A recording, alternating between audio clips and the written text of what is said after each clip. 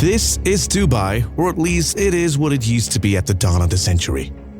But in only a couple of decades, this sprawling city has shed its post-apocalyptic image and transformed into one of the most developed metropolitan areas in the entire world. Surrounded by the desert and the ocean, this mega city is now home to more than 3 million people. It is the most vital trade hub in the region and by far the most popular tourist destination in the Middle East. The city is known for its marvelous skyline that contains some of the tallest man-made structures in the world. You can also find cops patrolling in million-dollar supercars, and it's not hard to see why most people consider it the very pinnacle of capitalism and opulence. However, this booming economy also has a dark side, one that's characterized by things like mounting debt, labor exploitation, and corruption. And in this video, we're going to know exactly how Dubai got into this mess and what the future holds for the city. History. But to fully dissect Dubai's complex economy, we first need to understand the factors behind the city's meteoric rise. And the very first thing you need to understand is that contrary to popular belief, Dubai wasn't exactly a fishing village before the discovery of oil. It sits at the narrowest point in the Strait of Hormuz and effectively provides support to any ship coming into the region. This is exactly why the Emirates was home to many international traders even in the 19th century. Its rulers also saw its potential as a trade hub, and it turned into a duty-free port which only made it more lucrative to foreign traders. Then, there was the immense wealth of pearl industry which kept adding to Dubai's fortune all the way up to the Great Depression. This, however, marked the end of the golden period of the emirate, and for the next 30 years, the city kept declining. But then, in 1966, the discovery of oil turned its fortunes once again, and the city has kept on growing ever since. But unlike its neighbor Abu Dhabi or Sharjah, Dubai didn't want to keep relying on oil. To diversify its growing economy, the city opened its gates to businesses from all over the world. With its no income tax policy and creation of tax-free zones, the Gulf City quickly became the hottest place to do business. The rulers of the city didn't just stop there. In order to turn this port city into a tourist mecca, they spent billions upon billions of dollars in infrastructure, and that's how they turned this small desert city into a theme park for the global elite. Today, the revenue from oil only makes up 5% of its total GDP. The main earners for Dubai are tourism and trade, since it has two of the busiest ports in the entire world, as well as the Dubai International Airport, which is expected to receive more than 80 million people this year alone. The tourism industry alone employs nearly 800,000 people and acts as a backbone for the entire economy. Now I'm sure right now you're wondering what the hell is even wrong with this seemingly perfect economy. Well, it is true that Dubai managed to successfully transition from an oil state to a modern economy, but it also inherited some big problems along the way. Modern-day slavery. For instance, the mind-bending infrastructure of this mega city was built on the backs of migrant workers who lived in horrifying conditions. It's not uncommon to see these malnourished and overworked people getting beaten by the men who brought them to this country. According to walkfree.org, there are about 132,000 people who are living in modern-day slavery in the UAE. These people mostly come from countries like India, Pakistan, Bangladesh, and Egypt. They are from poor families, and they usually work as laborers in cities like Dubai. These people are already working in horrifying conditions since they can't really escape the intense desert heat. And to make things even more miserable for them, the employers force them to live in cramped rooms and pay them less than $4 a day.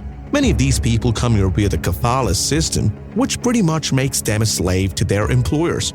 That's exactly why they can't leave the country, since the employer usually takes away their passport on arrival. This kind of financial abuse can't really be a part of modern and progressive economy.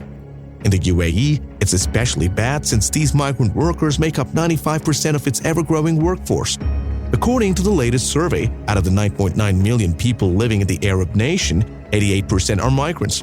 This means that without these people, the economy of Dubai can't really function. So the city will have to find a way to protect these men who have spent years building it. Bad investments. And while we're on the topic of building, another problem plaguing Dubai is its over-ambitious and poorly planned mega projects. We're all familiar with Burj Khalifa, and it often dominates the conversation about Dubai's infrastructure spending.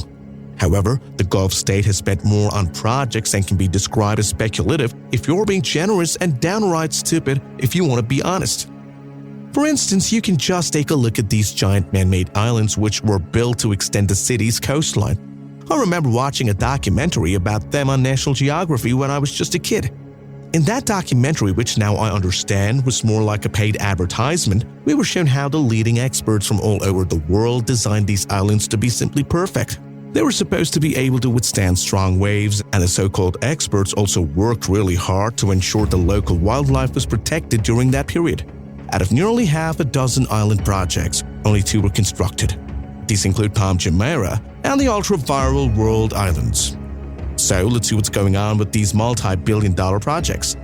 Palm Jumeirah, which happens to be the only fully inhabited island off Dubai's coast, caused severe environmental damage during its construction. Thanks to its huge size, entire habitats were buried under sand, and the wave pattern around the coast was also altered.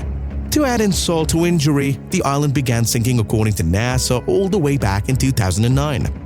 But Palm Jumeirah is one of the success stories since people are at least living here.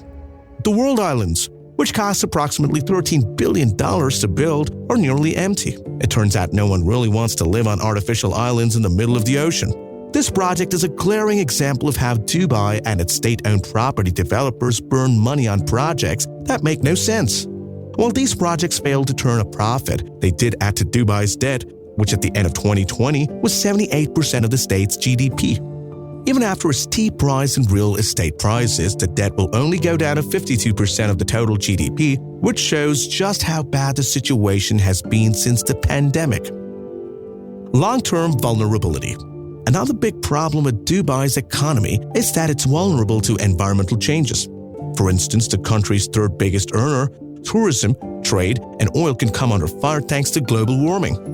The temperature in the Gulf state already goes up to 55 degrees centigrade, so you can see how global warming can really make it less desirable to tourists. The vulnerability of Dubai's economy was put on full display by the pandemic, which stopped tourism for more than a year.